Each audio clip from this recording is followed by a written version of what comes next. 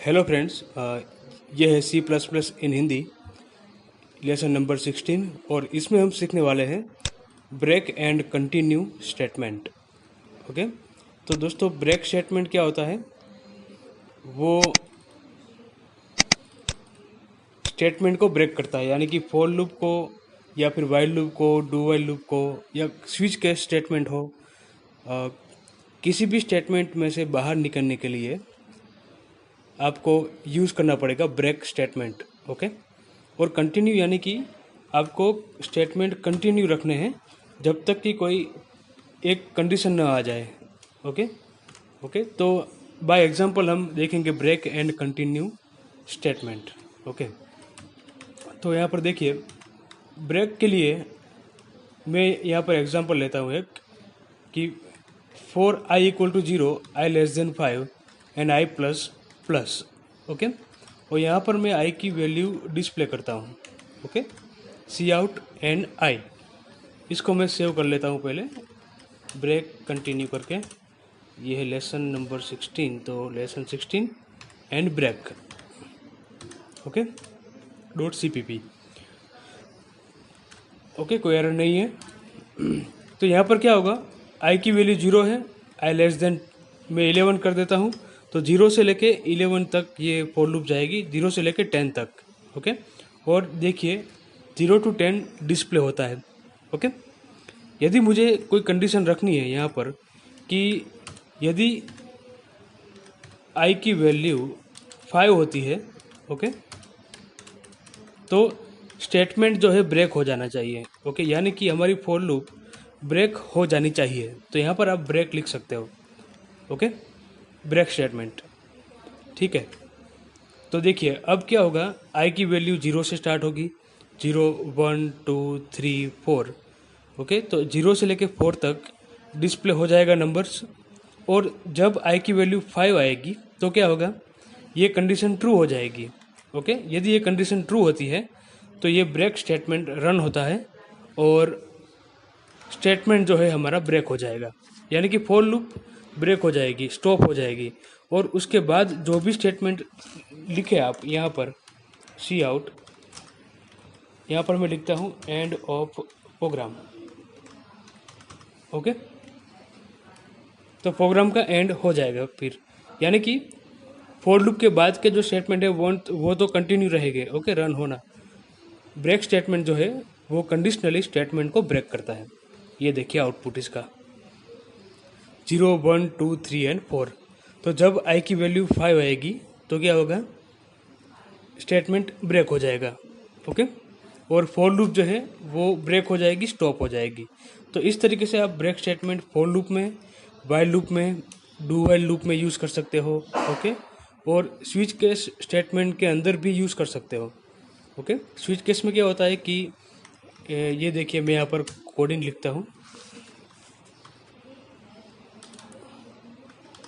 Switch, then यहाँ पर मैं नंबर लेता हूँ। ओके, और यहाँ पर आप केस लिखते हैं, केस 1।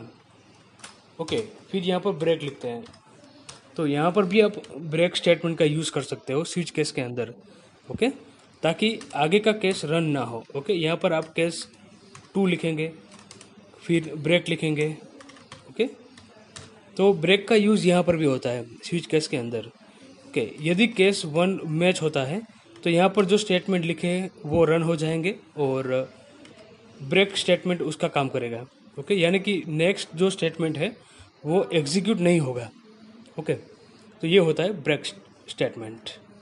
अब मैं आपको समझाता हूँ कंटिन्यू स्टेटमेंट। ओके, मैं यहाँ पर आई लेस देन 5 लिखता हूँ कंडीशन। ओके, और यहाँ पर मैं कंटिन्यू लिखता हूँ, कंटिन्यू स्टेटमेंट। तो क्या होगा कि आई फॉर लूप जो है वो 0 से स्टार्ट होती है और 11 तक जाती है। ओके, 10 तक जाती है, और जब तक आई की वैल्यू 5 से कम रहेगी, ओके, तब तक ये फॉर लूप कंटिन्यू रहेगी, यानी कि ये स्टेटमेंट जो है वो रन नहीं होगा।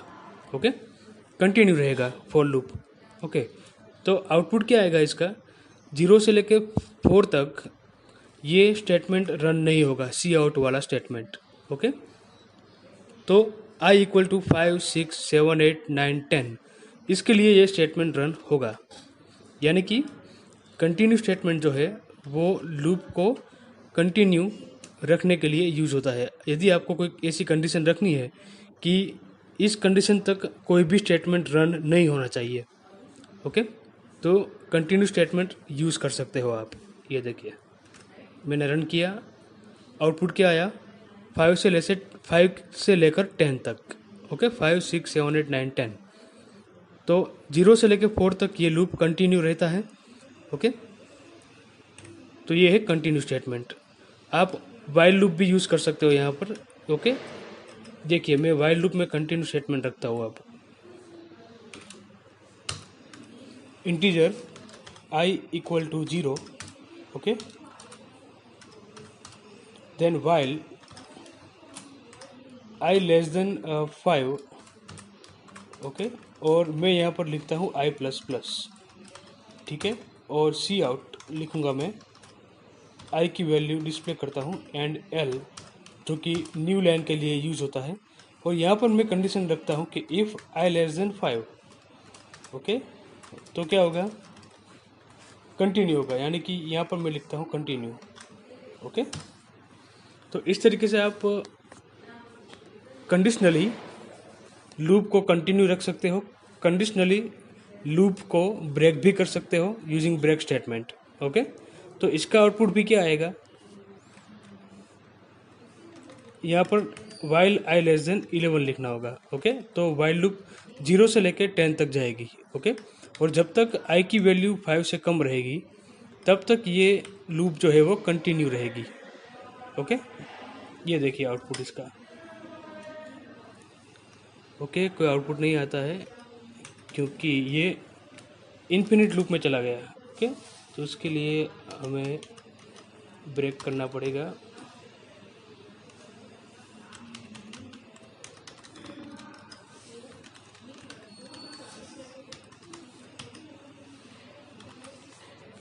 ओके, तो ये थोड़ी सी कंडीशन जो है वो गलत लिख दी हमने, इसलिए देखिए वापस से हम ओपन करते हैं फाइल को, फाइल ओपन, और लेसन नंबर 16 L16, एंड क्या लिखा था हमने, ब्रेक। ओके, तो देखिए वाइल लूप में वापस से लिखना पड़ेगा यहाँ पर integer i equal to 0, okay, while and यहाँ पर i प्लस प्लस, और if i less than 5, okay, then continue. पर यहाँ पर इंक्रीमेंट ऑपरेटर जो है वो यहाँ पर लेना पड़ेगा। ओके, ऊपर लेना पड़ेगा, ये हमने पहले गलती कर दी थी। और वाइल लूप में कंडीशन रखनी पड़ेगी i लेस देन 11। ओके, इस तरीके से। ओके, तो अब देखिए i की वैल्यू 0 है पहले, ओके, और i प्लस प्लस होगा यहाँ पर। ओके, फिर क्या होगा, i की वैल्यू चेक होगी कि i लेस देन 5 है कि नहीं। ओके, तो i प्लस प्लस आपको ऊपर रखना पड़ेगा। ओके, और यहाँ पर आपको सी आउट i करना होगा। Okay, and l। तो अब देखिए आउटपुट इसका 5 से लेसे 5 to 11। ओके, ये 11 किस लिए आया, क्योंकि लास्ट में क्या होता है कि i की वैल्यू जो है वो 11 हो जाती है। ओके, और 11 होने के बाद यहाँ पर सी आउट होता है। ओके, और बाद में कंडीशन चेक होती है। ओके, इसलिए यहाँ पर क्या आया, सी आउट एंड i की वैल्यू 11 डिस्प्ले होती है।